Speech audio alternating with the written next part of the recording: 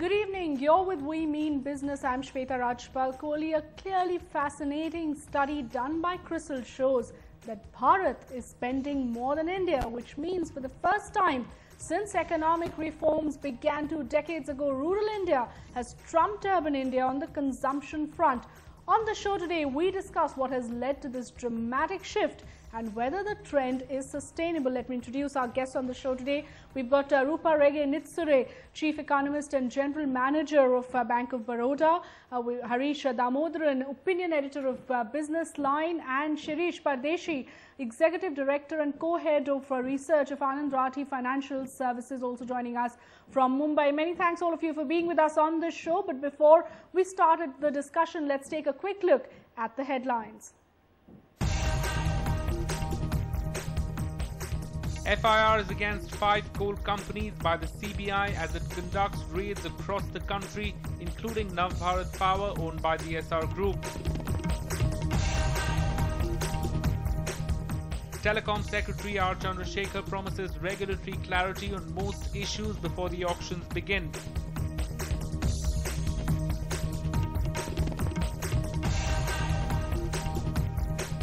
Could fuel prices go up? Sources tell NDTV that there's likely to be a price hike across petroleum products after the parliament session ends.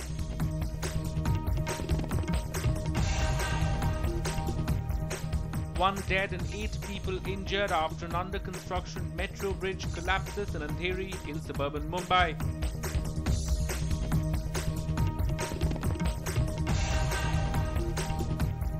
And the Union Cabinet clears quota for SC and STs in promotions in government jobs. Mayawati welcomes the move. The SP hits out.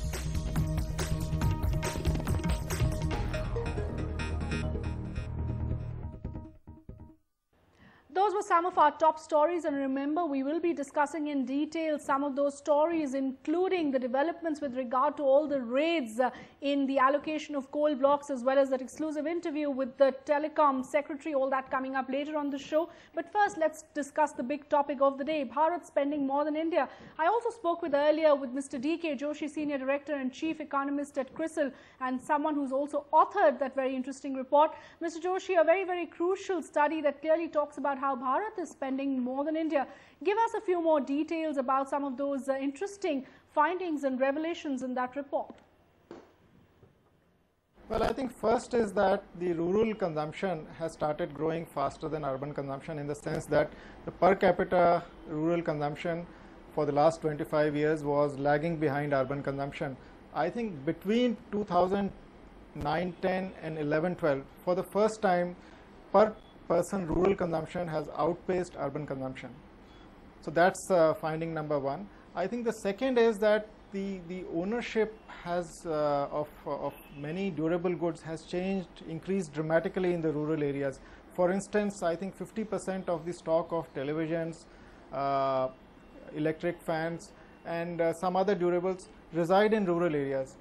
The mobile ownership has changed dramatically. 1 in every 2 rural households has a mobile phone today. Even in poorer states like Bihar and Odisha, 1/3 of the households own a mobile phone. So I think there has been a clear push to rural consumption that has taken place in the last 2 to 3 years. But Mr. Joshi, what would you really attribute this to? What are the reasons why we are seeing the rural growth story shining? Well, I think one clear reason is the rising incomes. The wage rates in rural areas, in the unskilled categories and in many other categories have risen phenomenally. They have outpaced the inflation rate. As a consequence of that, the purchasing power, the affordability of rural India has increased.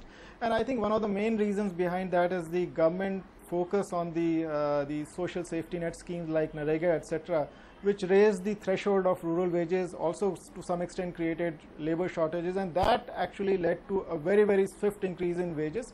And that is the reason why, despite such a high food inflation, people are not protesting, and also they are able to afford other items as well. I think what happens is, as you move up the income ladder, your ability to spend on discretionary items, you are able to exercise choice. I think that increases, and that leads to consumption of durable goods, and that's what we are seeing happening.